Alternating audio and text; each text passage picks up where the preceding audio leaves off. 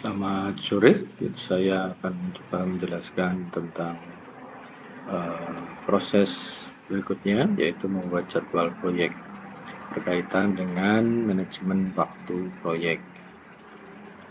Oke, saya akan mencoba menjelaskan ini dengan menggunakan contoh pada proyek penggantian komputer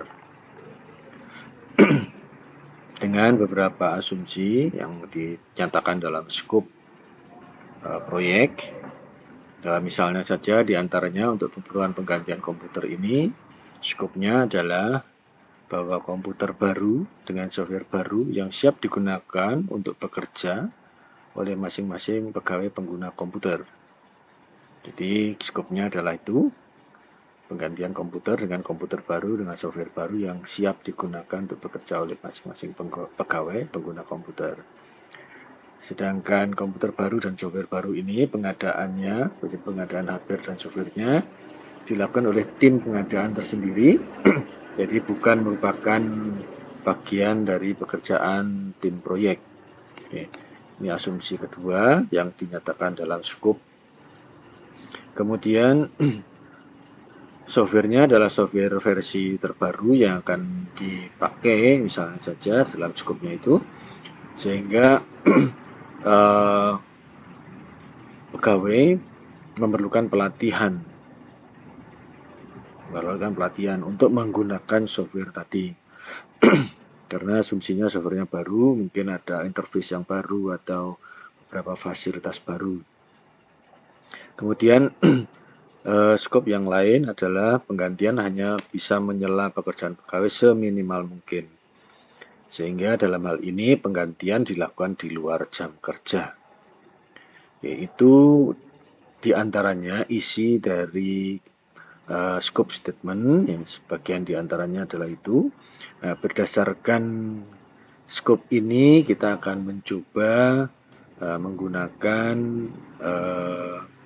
deskripsi ini untuk menyusun WPS-nya. Ya, sehingga misalnya saja nanti kita akan peroleh WPS-nya seperti apa gitu. Kemudian, nah untuk keperluan menjelaskan ini, saya akan menggunakan WPS dari proyek penggantian komputer tadi. Di sana kita coba bagaimana memasukkan WPS yang sudah ditetapkan dalam scope statement, dalam manajemen lingkup, kemudian dientrykan ke Project Libre. Oke, karena untuk membuat jadwal, tentu saja jadwal dari pekerjaan-pekerjaan maksudnya, dan pekerjaan-pekerjaan itu dinyatakan oleh WPS. Oke, WPS-nya nanti dientrykan.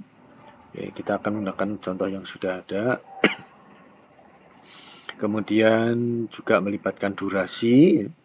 Oke, dalam membuat jadwal tentu juga harus melibatkan durasi. Durasi yang di sini dimaksud adalah durasi dari masing-masing aktivitas yang ada di dalam WPS. Kemudian kita juga menggunakan dependensi, ya, mendeskripsikan dependensinya, kemudian memasukkan dependensinya tadi di Project Libre, kemudian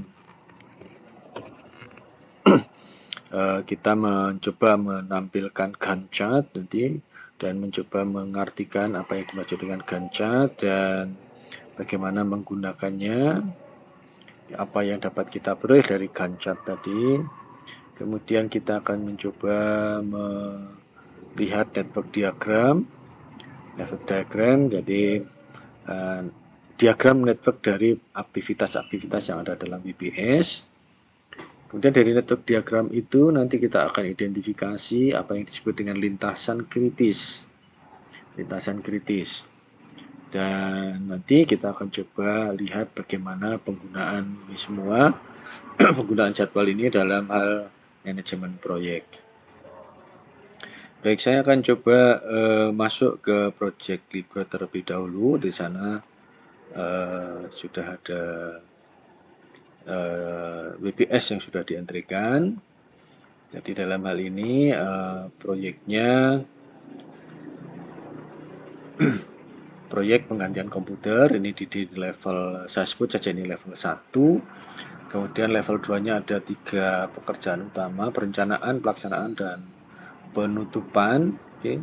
Kemudian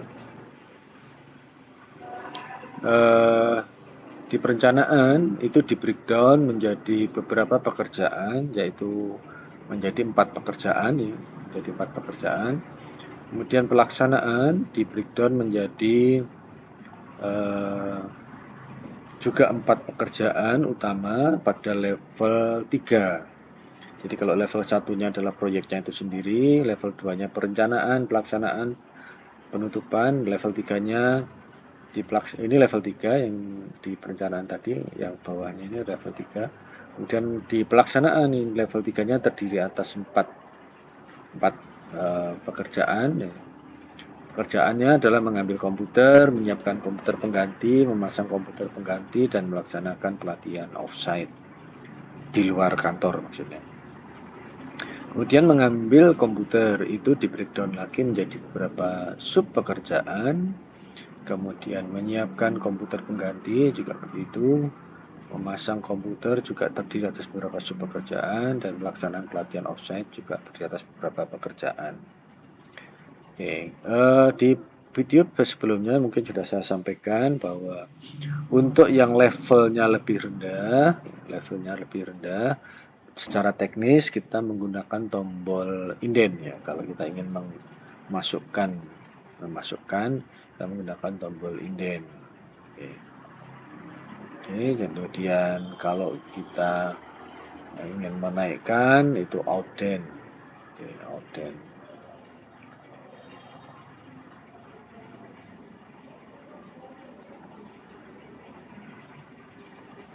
Oke, itu pekerjaan-pekerjaan di WBS. Saya kan sudah tahu cara mengentrikannya ya. Pekerjaan-pekerjaan di WBS dientrikan, diketikkan biasa di sini, kemudian ini otomatis ya, yang tebalnya ini otomatis jadi tebal. Jadi kalau misalnya di bawahnya ada sub pekerjaan, maka di sini otomatis jadi tebal dengan sendirinya. Dan ini artinya bahwa pekerjaan perencanaan itu terdiri atas beberapa sub pekerjaan. Kemudian pekerjaan mengambil komputer juga terdiri atas beberapa sub pekerjaan. Jadi misalnya saja mengambil komputer itu terdiri atas menyelesaikan izin dari kepala unit, kepala kantornya, kemudian komunikasi dengan pegawai pengguna komputer, kemudian melepas komputer. Nah, ini adalah sub pekerjaan dari mengambil komputer. Sedangkan mengambil komputer sendiri sub pekerjaan dari pelaksanaan. Pelaksanaan menjadi sub pekerjaan dari proyek. Oke. Mengambil komputer ini otomatis tebal dengan sendirinya ya, jadi kita tidak perlu tebalkan selama suatu pekerjaan terdiri atas beberapa sub pekerjaan, maka otomatis menjadi tebal. Oke, itu dari sisi teknis penulisan di Project Libre. Baik, kemudian durasi. Misalnya saja kita sudah punya data tentang durasi, jadi kita sudah melakukan penghitungan estimasi durasi dan itu dimasukkan di kolom durasi. Nah, dalam hal ini fokus kita ketika kita masukkan durasi itu pada pekerjaan level terendah. Jadi bukan pekerjaan yang masih punya sub pekerjaan. Jadi misalnya saja mengambil komputer ini kita tidak isikan data durasinya, tapi menyelesaikan izin dari kepala unit ini kita tentukan durasinya. Kita enterkan di sini. Jadi 1 enter. 1 di enter, harus di enter ya. Untuk secara teknisnya di Libre harus di enter. Kemudian komunikasi dengan pegawai pengguna komputer itu juga demikian. Misalnya 1 hari, ketik 1 kemudian enter. Sampai hilang ada tanda tanya, tanda tanyanya hilang. Kalau masih ada tanda tanya berarti belum di entry dengan baik. Oke, ketika kita mengentrikan durasi pekerjaan sub pekerjaan di semua sub pekerjaan, maka otomatis pekerjaan pada level di atasnya otomatis terjumlahkan. terjumlahkan. Ya, di sini 4 hari ini otomatis oleh jumlahan di bawahnya ini. Oke. Artinya bahwa mengambil komputer itu memerlukan waktu 4 hari. Dan masing-masing yaitu menyelesaikan izin itu bukan 1 hari, berkomunikasi dengan pegawai komputer juga 1 hari, kemudian melepas komputer 2 hari. Oke, itu cara kita mengentrikan durasi. Demikian juga yang bawahnya, ya, memindahkan komputer dari ruang TI ke kantor misalnya 1 hari. Menyambungkan komputer ke jaringan listrik dan air. Ini mungkin 3 hari. Oke. Itu kita masukkan durasinya seperti itu. Nanti otomatis yang memasang komputer ini durasinya ada muncul sendiri. Demikian juga keseluruhannya di pelaksanaan ini juga muncul sendiri, tidak perlu kita ketikkan, dan seterusnya sampai ke proyek penggantian komputer ini juga muncul sendiri angkanya. Jadi kita tidak perlu ketikkan. Fokus mengentrikan data durasi hanya pada sub pekerjaan yang level paling rendah. Oke. Karena ini hanya ada level 3, yang sementara yang ini level 4, ya ini yang paling rendah di bagian perencanaan ini, yaitulah yang dientrikan durasinya. Oke, itu tentang durasi. Kemudian tentang presidensi. Presidensi adalah barisan, urutan dari pekerjaan. Ingat bahwa pekerjaan-pekerjaan ini ada yang bisa saja dikerjakan secara berurutan. Satu, ada yang mungkin harus berurutan. Kemudian ada yang bisa dikerjakan bersamaan. Oke, jadi ada kemungkinan berurutan, ya, barisan pekerjaan. Oke, itu ada yang memang berurutan.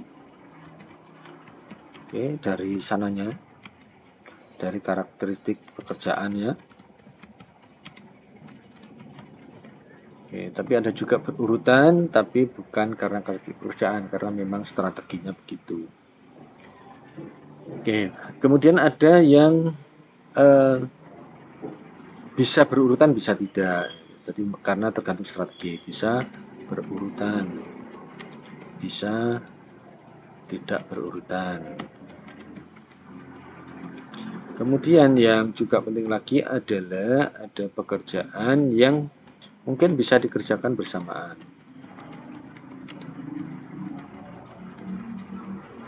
Demikian juga ada pekerjaan-pekerjaan yang tidak saling bergantung, ya, tidak saling bergantung. Oke, ada kemungkinan seperti itu. Baik, berikutnya adalah, jadi setelah kita tentukan dependensinya, ya, jadi seperti ini, yang angka 1 ya, kecil sama kecil. Ya, dependensinya ini diketikkan di kolom predecessor. Ya, predecessor itu artinya pendahulu. Jadi misalnya melepas komputer itu didahului oleh pekerjaan komunikasi dengan pengguna komputer. Ya, pengguna komputer itu menunggu selesainya izin, ya, dari kepala kantornya, karena memang misalnya saja berhubungan dengan pengguna di ruang pekerjaan untuk suatu keperluan tertentu bisa jadi memerlukan izin terlebih dahulu, dan izin itu dari kepala kantornya. Nah, dalam hal ini tentu saja urutannya nih 3, 9, 10 ya. 3 ini maksudnya adalah nomor barisan ya, nomor barisan yang ada di sini, yang di kolom paling kiri ya, itu nomor barisan. Oke. Itu yang kita entrikan di kolom predecessor. Oke. Predecessor itu menunjukkan presidensi menunjukkan ketergantungan. Melepas komputer tentu membutuhkan komunikasi terlebih dahulu dengan pengguna komputer, dan juga perlu izin dulu dari kepala unit. Jadi misalnya saja di sini 10 ya, 10 ini maksudnya adalah baris nomor 10. Artinya di sini melepas komputer kalau di tampilan di sini adalah syaratnya ini menyelesaikan izin, bukan, komunikasi dengan pegawai. Tetapi kalau misalnya kita di situasi di situ di kantor itu pihak lain yang ingin berhubungan dengan pegawai, karena ini semua pegawai akan dihubungi, memerlukan izin dari kepala kantor. Maka tentunya yang menjadi predecesornya adalah bukan hanya baris 10, baris 10 itu yang ini, tetapi juga melibatkan baris 9. Sehingga di sini bisa dituliskan 9. Oke, 9 titik koma 10. Oke, 9 10. Oke, itu oke, ini menggambarkan presidensi atau saling ketergantungannya antara satu kegiatan atau pekerjaan dengan pekerjaan lain.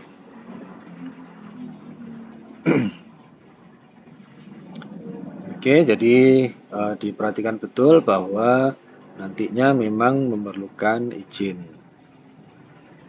Oke, memerlukan izin, misalnya saja, dan dari izin itulah misalnya saja tim proyek bisa berkomunikasi dengan pegawai, dan hasil komunikasi itu misalnya saja komunikasinya adalah memberitahu para pegawai, maka baru setelah memberitahu bisa melepas komputer. Oke. Kemudian yang sebelah kanan di sini, ini yang kita sebut sebagai Gantt chart. Ya. Gantt chart ini muncul dengan sendirinya. Oke, jadi kita tidak perlu memikirkan secara rumit Gantt chart-nya. Gantt chart-nya otomatis di-generate oleh software.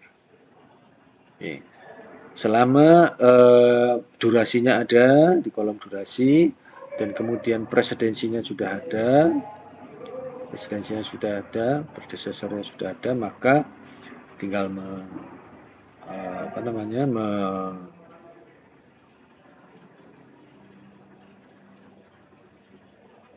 menentukan, yang tinggal menentukan presidensi, menentukan urut-urutannya ini. Ya, jadi kalau sudah ada durasi, sudah ada presidensi, maka kita bisa menentukan Gantt chart-nya. Gitu. Baik, apa yang bisa kita peroleh dari Gantt chart? Ya, apa yang bisa kita peroleh dari Gantt chart? Jadi otomatis Gantt chart-nya ini. Gantt chart ini kalau kita tampilkan di bagian paling atas itu terlihat ada tanggal, ya, kemudian jaraknya seminggu-seminggu. Tanggal dan jaraknya seminggu-seminggu. Saya coba zoom out. Oke, zoomnya agak susah. Oke, tanggalnya di atas itu seminggu-seminggu.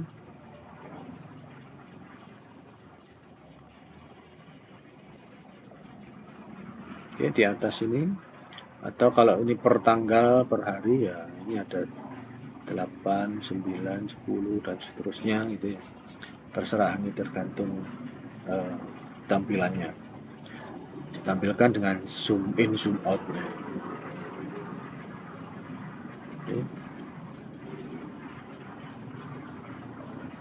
Oke.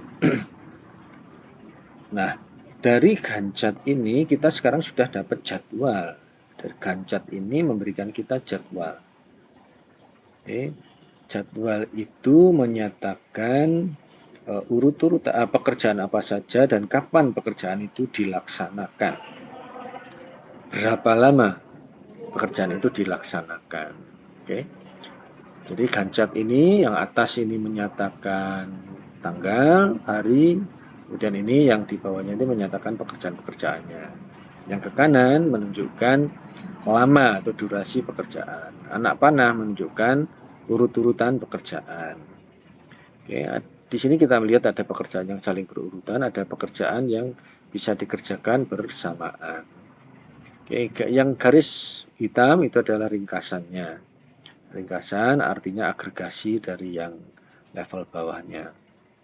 Jadi misalnya di sini ada 3 pekerjaan, mengambil komputer, ini yang garis hitam kecil ini menunjukkan pekerjaan komputer, mengambil komputer yang terdiri atas menyelesaikan izin, berkomunikasi dengan pegawai, dan melepas komputer. Oke, itu Gancat ya. Dari Gancat ini kita bisa mengetahui waktu awal dari proyek, tanggal berapa, ya, tanggal berapa ini, 1 Desember. Misalnya saja ini, waktunya bisa di-setel nanti di information. Oke, jadi misalnya saja ini tanggal 1 Desember. Dan akan selesai pada tanggal 5, 6, 7, 8, 9, 10. 10 Januari secara keseluruhan. Kemudian, dan itu memerlukan waktu 28. Ini bisa dibuat agar menampilkan datanya. Kemudian yang pendek ini berarti ringkasan yang pada skop yang pendek juga. Oke, ini Gancat ya, Gancat yang kita peroleh. Jadi kita bisa mendapatkan jadwal dari Gancat ini. Jadi Gancat ini menggambarkan jadwal dari pekerjaan-pekerjaan dari proyek tadi. Ini kemudian dikomunikasikan ke seluruh anggota tim jadwal ini. Oke, karena di sana juga selain waktu, durasi, itu juga siapa yang bekerja. Oke, jadi nanti bisa ditambahi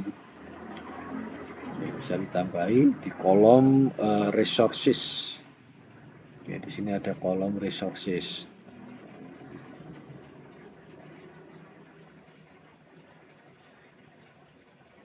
Oke, di kolom resources name. Oke, ini nanti bisa ditambahi nama orang, nama alat, dan sebagainya.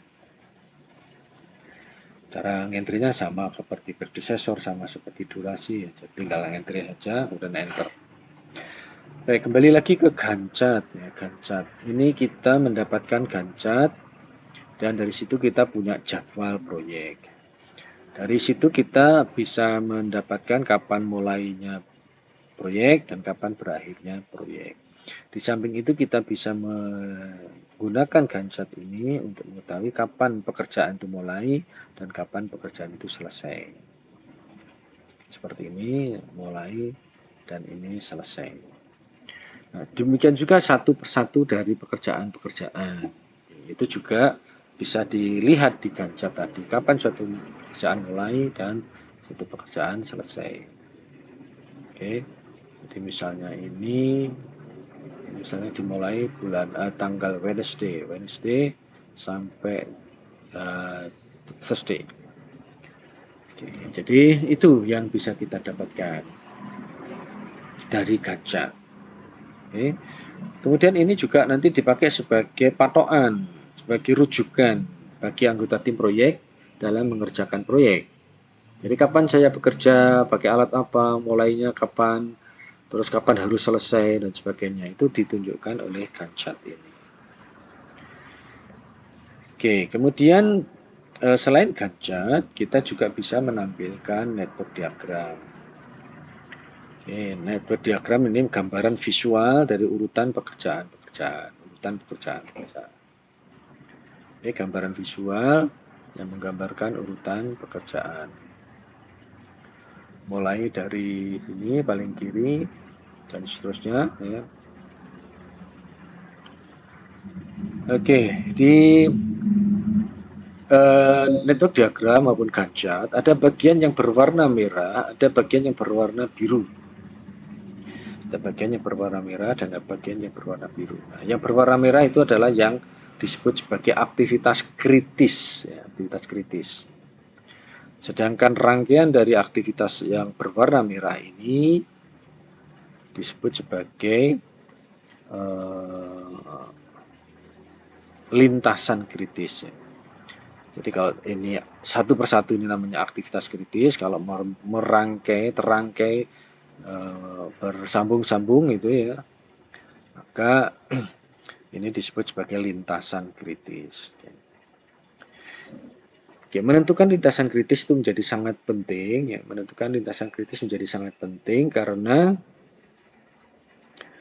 total waktu yang dibutuhkan untuk menyelesaikan aktivitas pada lintasan kritis itu menunjukkan total waktu yang diperlukan untuk menyelesaikan keseluruhan proyek. Ya, jadi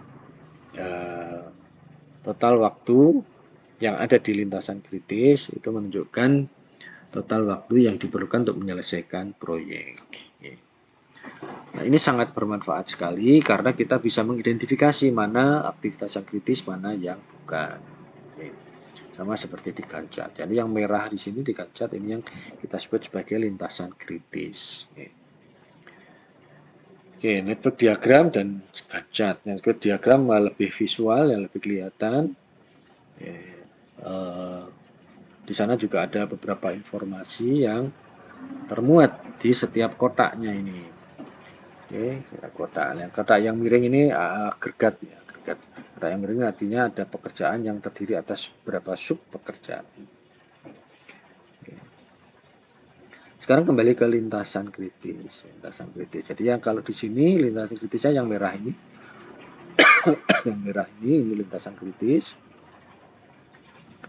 Oke.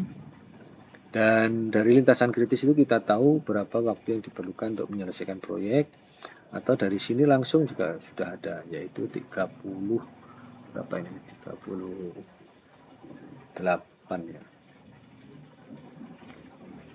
Oke, 38, 39 ini. Atau 30 hari. Oh, 30 hari. Oke, 30 hari. Oke. Jadi keseluruhan diperlukan waktu 30 hari untuk menyelesaikan proyek. Kenapa 30 hari? Kenapa kok bukan menjumlahkan seluruh waktu yang diperlukan untuk mengerjakan masing-masing pekerjaan?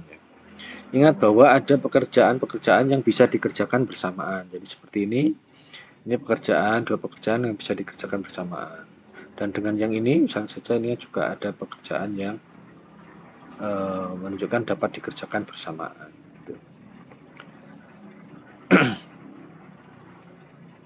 Baik, berikutnya adalah menggunakan lintasan kritis ya.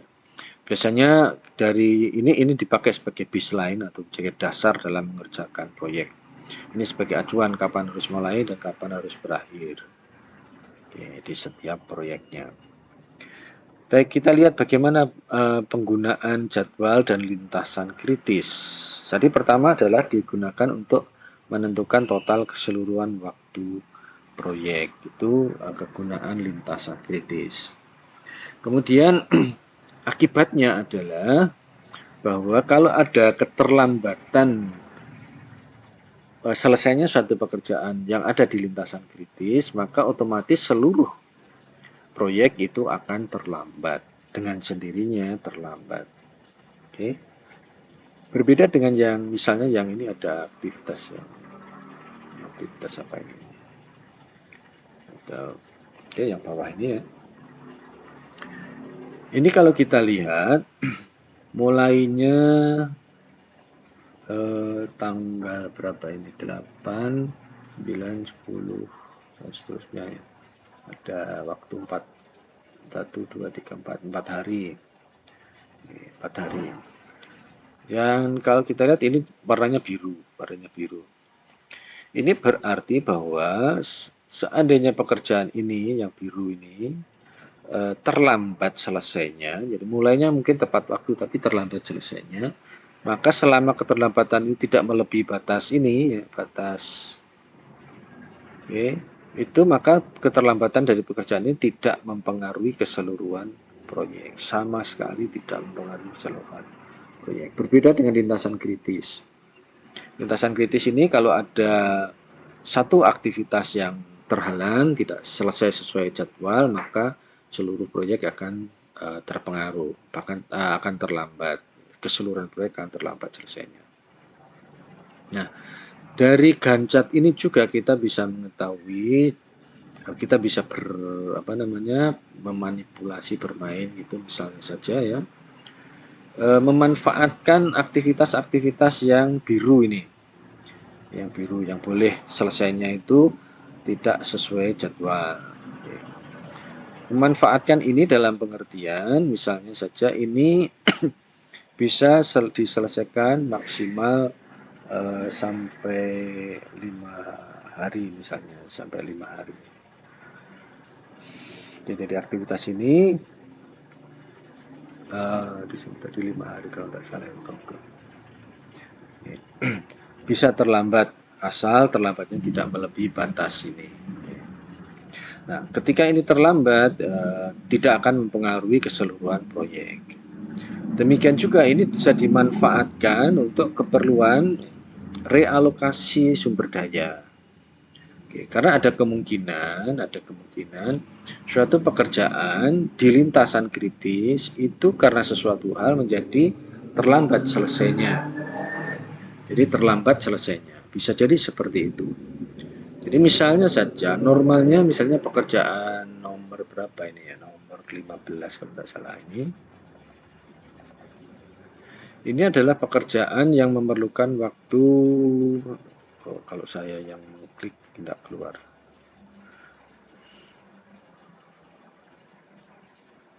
Oke, ini adalah pekerjaan yang memerlukan waktu sekian lama, sekian hari. Oke. Misalnya saja ini memerlukan waktu 1, 2, 3, 4, 5, 6. Misalnya 6 hari. Oh, ini ada. 4,75 ini dari mana? Oh, 5 hari. Memerlukan waktu 5 hari misalnya saja. Dan untuk bisa menyelesaikan 5 hari itu membutuhkan tenaga sebanyak misalnya 5 orang. Membutuhkan tenaga sebanyak 5 orang. Nah, bisa jadi pada suatu ketika yang 5 ini 2 diantaranya mungkin tidak datang atau tidak bekerja atau tidak bisa bekerja, mungkin atas sesuatu hal, misalnya saja sakit misalnya saja. Oke. Nah, karena dari 5 yang datang hanya 2, maka pekerjaan ini akan selesai terlambat, karena tidak seperti yang direncanakan waktunya, jumlah sumber dayanya juga, sehingga akan terlambat. Yang semula mungkin makan waktu 5 hari, ya dengan tenaga kerja sebanyak 5 orang, ternyata yang 2 tidak masuk, entah alasannya apapun, sehingga hanya 3 yang mengerjakan. Nah, padahal di sisi lain, misalnya saja, pekerjaan ini tidak boleh terlambat karena di lintasan kritis. Kalau ini terlambat, maka seluruh proyek akan terlambat. Nah, apa yang bisa dilakukan? Misalnya saja dalam hal ini realokasi sumber daya. Pekerjaan yang dibawanya pekerjaan berapa ini? Nomor 22 kalau tidak salah. 22 ini kan boleh terlambat, boleh lebih dari 2 hari. Tanpa mempengaruhi keseluruhan waktu proyek. Yang ini harus selesai 5 hari. Itu artinya yang semula 2 tidak masuk tadi bisa jadi diambilkan tenaga dari pekerjaan yang bisa terlambat. Misalnya saja itu pekerjaannya kompatibel, jadi bisa diambilkan dari pekerjaan yang mungkin yang boleh terlambat sampai batas waktu tertentu. Dan itu dialokasikan pekerjaan ini yang tadi kehilangan 2 stafnya. Oke. Itu salah satu kegunaan dari Gantt, dari jadwal. Nah, kegunaan lain adalah ini akan jadi baseline. Baseline itu rujukan dasar. Jadwal dasar. Oke. Ini mungkin saja diinformasikan ke seluruh tim proyek. Oke. Kemudian ini akan dijadikan dasar untuk menghitung progresnya proyek. Jadi misalnya saja Anda ditanya sudah seberapa kemajuan proyek, misalnya saja Anda sedang bekerjakan proyek tadi dan ditanya gimana progresnya. Dengan membandingkan antara progres yang sesungguhnya dengan di Gantt ini apa saja pekerjaan yang sudah selesai dan pada waktu kapan, maka kita bisa membandingkan dengan ini semua, dan kita bisa mengatakan misalnya saja sudah selesai 30%, sudah selesai 75%, sudah selesai 90%. Nah, bisa tahu 30%, 25%, dan sebagainya itu karena membandingkan antara progres dengan baseline-nya ini.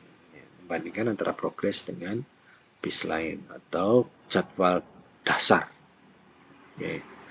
Ini akan jadi pusat perhatian kalau ada keterlambatan apa yang harus dilakukan dan sebagainya. Oke. Itu salah satu kegunaan sebagai baseline. Kemudian kegunaan lain adalah ada kemungkinan saya tuliskan di sini, ada kemungkinan bahwa suatu pekerjaan itu atau proyek ini harus dipercepat selesainya.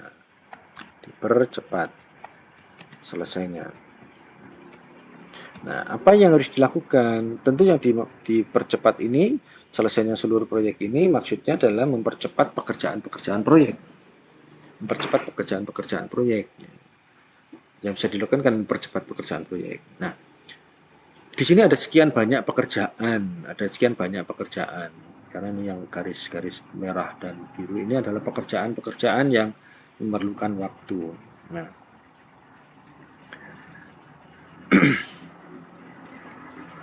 oke, jadi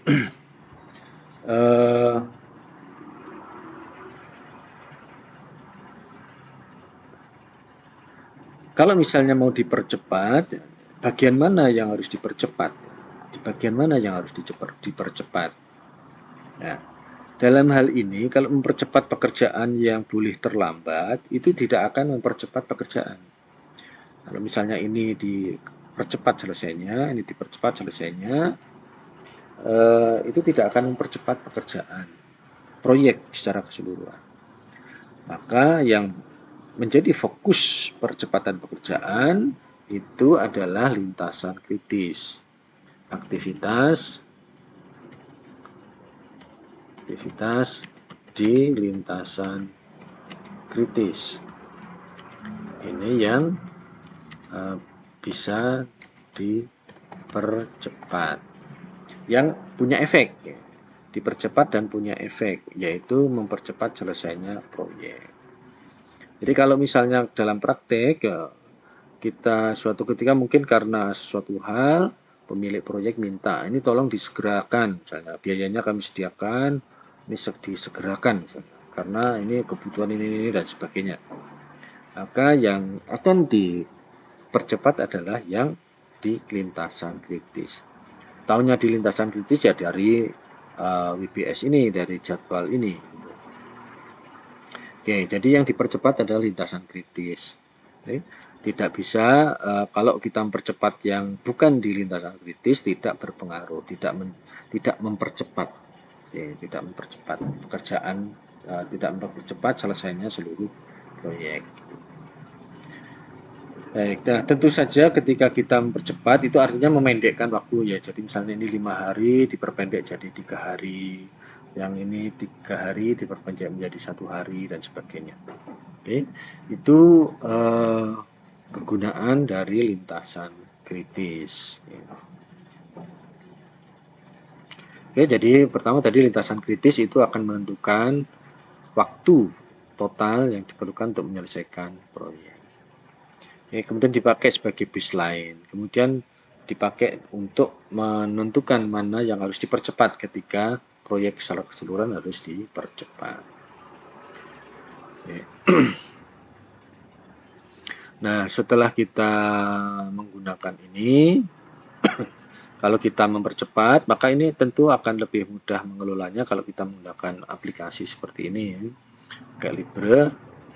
Ya, nah, yang harus diperhatikan bahwa kalau kita mempercepat suatu pekerjaan di lintasan kritis, itu tentu saja akan mengubah keseluruhan jadwal.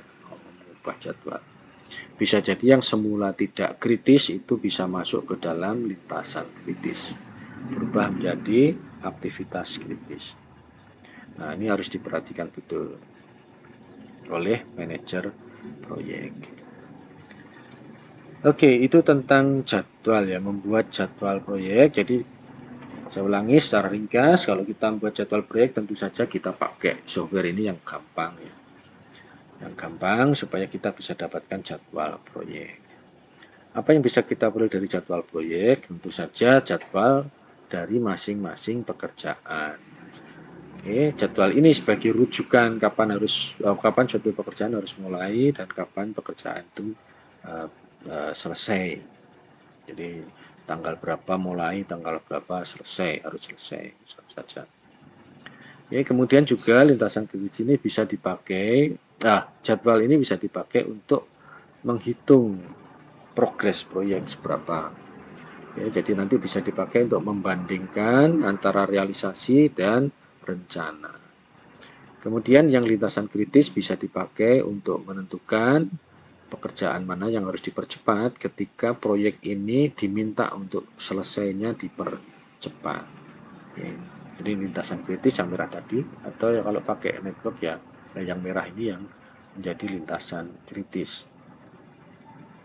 Oke. Itu kira-kira untuk lintasan kritis ya. Terus secara keseluruhan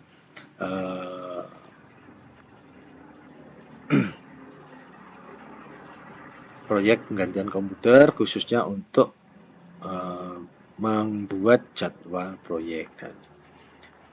Oke, jadwalnya bisa diperoleh dari Gantt tadi, Gantt yang menyediakan jadwal proyek secara keseluruhan.